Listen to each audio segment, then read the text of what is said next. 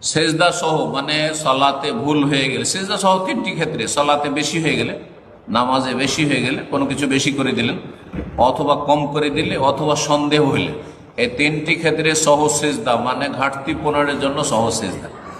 তো সহজ সেজদা কখন করবেন এই মর্মে দুই রকম হাদিস রয়েছে, আর দুটোই জায়েজ।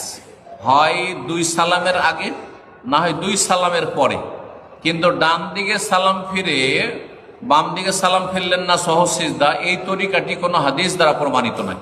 সুতরাং সেটা ছেড়ে দেবেন, যে অভ্যাসটি রয়েছে মজহাবের অন্ধত্বের কারণে, অথচ মজহাবের এই ফতোয়া আসলে ভুল ফতোয়া, বা মজহাবে আসলে মজহাবের ফিকার কিতাবে, তো আমরা তো ফিকার কিতাব পড়েছি, ফিকার কিতাব এভাবে নেই।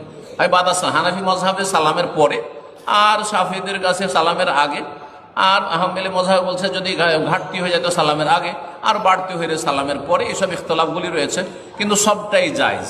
সাধারণ মানুষের জন্য এত হিসাব নিকাশ যদি না রাখতে পারেন, সালামের আগে করলেও জায়েজ, দুই সালামের আগে সালামের পরে করলেও জায়েজ, যে কোনো একটি করতে পারেন, সমস্যা নেই। আর বিস্তারিত জানতে হলে এসব বিষয়ে আলোচনা বিস্তারিত আছে, সেগুলি শুনে নিতে পারবেন অথবা পড়ে নিতে পারবেন। আল্লাহ তৌফিক। জি। Salafi.9 রাসূলের কথা বলে।